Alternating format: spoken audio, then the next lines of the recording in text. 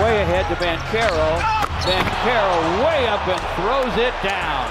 Paolo Banchero, a 19-year-old rookie, is averaging 23 points a game with 7.5 rebounds and 3 assists, which is quite high for a power forward if you ask me, and 1.5 blocks per game. The Magic are clearly running their offense through Benchero, and he is succeeding. His 23 points per game are 5 points higher than the team's next highest scorer, Cole Anthony, at 18 points a night. He's also second in rebounds, third in assists, and second in blocks. His player efficiency rating leads the team among players who play at least 20 minutes a night. We knew Paolo would be a good scorer coming in, so all the points he's putting up might be more than people expected. It's not the most shocking or impressive part of what we've seen from him so far. He's just as good a scorer and a playmaker from the 4th spot as advertised. However, the confidence in his game and the mentality he plays with is just something you don't see from rookies. There have been stretches so far where Paolo struggles to shoot from the field, but then he makes a conscious effort to get fouled and get to the free throw line, where he's hitting at an 81% clip. Drawing fouls is a skill that is often possessed by some of the top players in the game, and it's one that can't be easily taught, so Paolo possessing it from day one is incredibly impressive.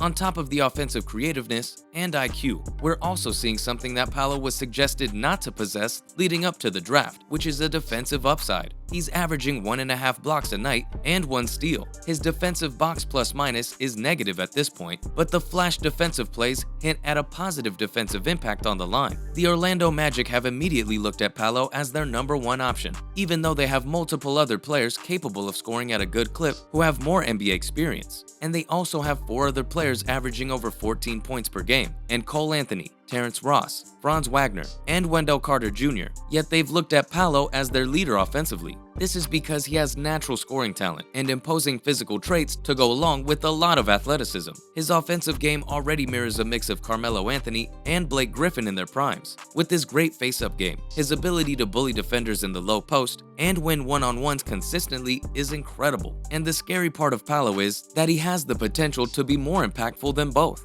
Should we have seen the star presence coming as soon as it did? We did argue because he was ranked #3 in his high school class by ESPN, and in one of his first college games against Chet Holmgren and Gonzaga, he put on a show dropping 21 points in the first half. In his 2 Summer League appearances, he averaged 20 points per game with 5 rebounds and 6 assists, while barely even looking like he was trying. Paolo has been dominant for years, and many were wrong to assume that wouldn't translate to the NBA level on day 1, and it has. We're not here to say Paolo will be an all-star in year 1, because the Magic's record likely will make that impossible. But he looks like an all-star talent right now, and that's more than worth mentioning. Another scary thing is that Paolo is only likely to get better as the season progresses. He's currently shooting only 19% from 3, which should creep up over 30% over time. Don't expect him to be a lights-out shooter, but if he can even get close to the league average, it will take his game to a whole new level. There is a very legitimate chance to see Paolo become the first rookie to average over 25 points per game since Michael Jordan did it in '84-'85.